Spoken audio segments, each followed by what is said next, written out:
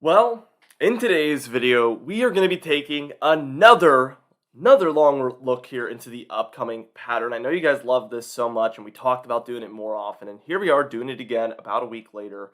We're just going to keep doing this just in case there's any changes here in the upcoming pattern, anything expected here according to the models. We're really going to keep a close eye on this for you guys. And I hope you like it, so smash that like button if you do enjoy it, just so I know what you guys want me to be posting.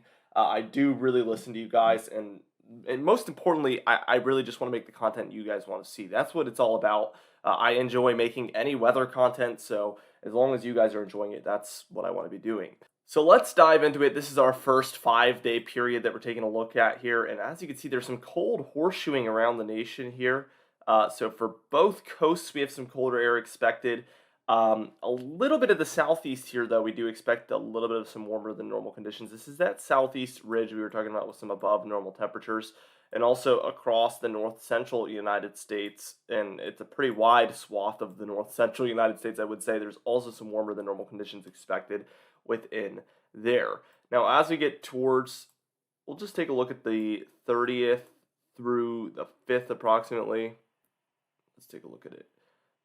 Well, we'll take a look at the 1st through the 6th because it looks a little bit more action-packed. This is right around when this model says the cold air is going to be redirecting itself right at the eastern United States again. And also there's some cold out west, but it is important to note that there's a couple warm pockets in there, which leads me to believe at least that most of the cold is going to be heading into the eastern United States, or that this model is perhaps more confident in the cold heading into the eastern United States as opposed to the west.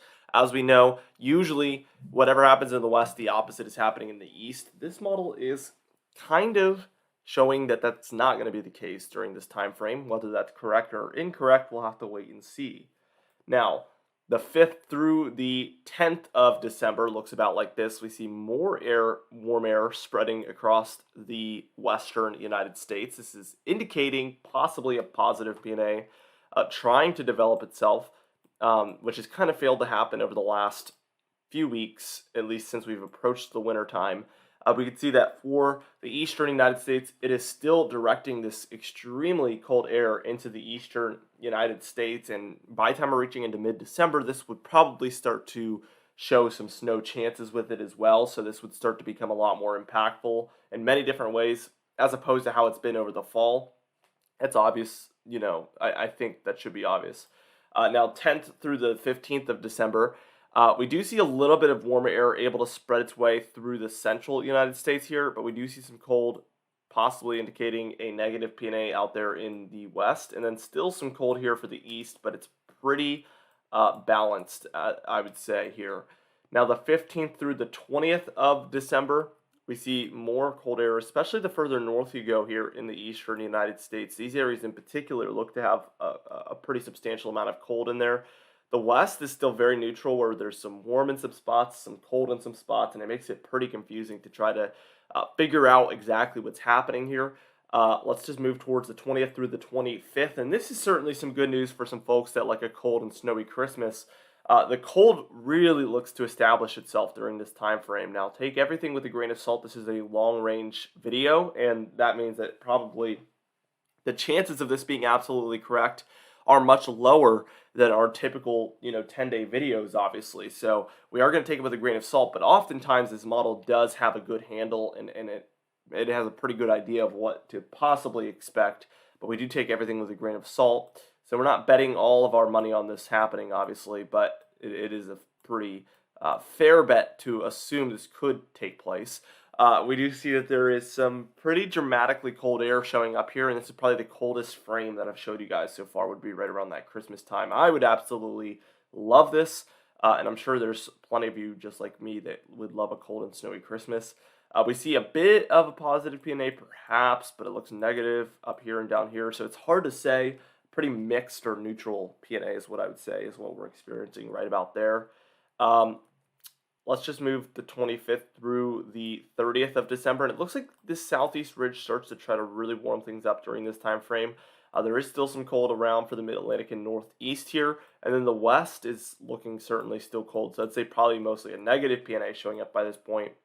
Then the 30th of December through the 4th of January. This time frame particularly seems to be a big East Coast snowstorm time period. I don't think there's any science to that, but it just probably is an odds game. You know, this is one of the coldest times of the year, is right around early to mid-January. So this is usually a pretty snowy period, but if there is this southeast ridge pushing northward during this time frame, I would probably say that's not going to take place. We do see a lot of cold out west, as you can see, and there's still a bit of cold in the northeast as well.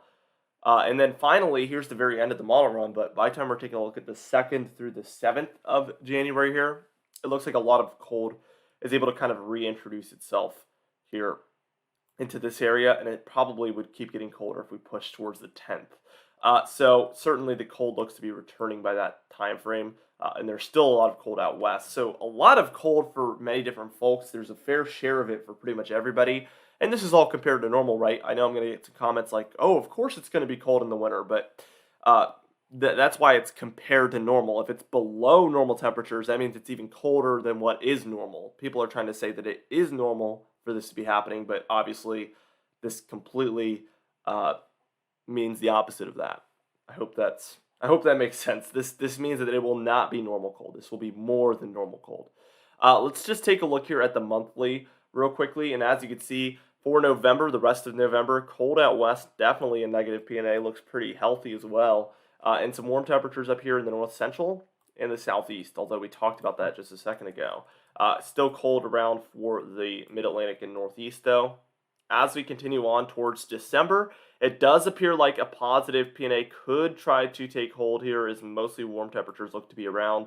And it does look like the cold is directing itself here primarily at the eastern United States. And I would say this is pretty much in direct agreement with that, 5-day model we just took a look at. So there is some good congruency here, I would say. Definitely appears to be in good agreement there. We can see where this southeast ridge is trying to warm up these areas. So obviously some folks won't like to see that, but it is just a normal part of certain winters. They do see that. Obviously, like I said a minute ago, this is warmer than normal, so this is abnormal. Let's take a look at January here, and the warmth here becomes a lot thicker. We can see a lot more areas dealing with this warmth in here. Certainly a very healthy positive PNA, but there's a lot of cold air diving into the eastern United States as a whole. Certainly something to pay attention to there for January. We've alluded to the fact that January could be a little bit of a warmer month, although it's really, really hard to say this far out, but only time will certainly be able to tell. But definitely interesting to take a look at. February, though, we see a lot of deep cold, especially for the north here. It looks like a lot of Arctic air and potentially polar vortex making an appearance up here, as this looks really frigid to me. So definitely something to watch. The southeast ridge looks the strongest at this point than we've seen really at any point. So certainly a little bit of a concerning look. This would probably have storms, instead of tracking off the southeast like this, they'd probably track like this.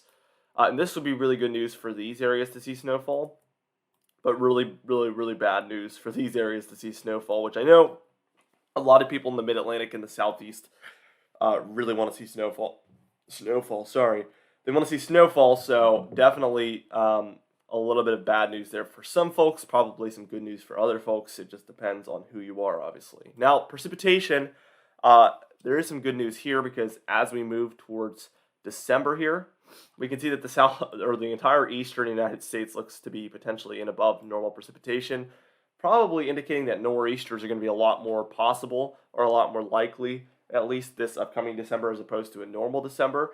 So certainly something to watch, especially when coupled with that colder air that we know is probably going to be in the eastern United States as well. Could be a mini version of 2010 type storm. We could see some storm tracks like that over the course of December.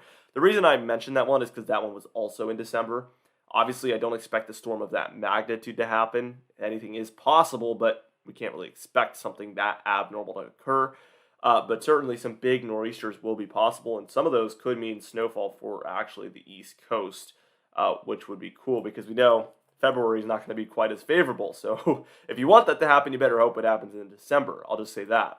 January here looking a little bit more dry across a lot of the eastern United States, as basically everywhere except for the northeast here in New England. We expect below normal precipitation. A lot of below normal precipitation out west as well. And it looks like only the central here and the northeastern United States see any above normal precipitation. So overall, January looking like a very, very dry month here.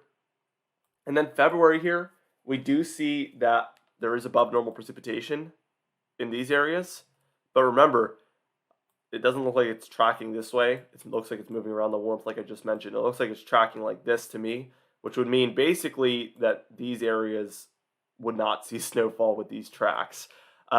So that's interesting to note. Anyway, guys, thank you so much for watching this video. This is about it that we have for today's video. I know you guys like the long range stuff, so let me know what you thought in the comments down below. Be sure to smash the like button if you did enjoy it. Also, subscribe if you want more daily videos and weekly long range videos just like this one. Also, you can hit that bell icon to get daily notifications as well, so you can also do that. Anyway, guys, I'll see you guys in the next video.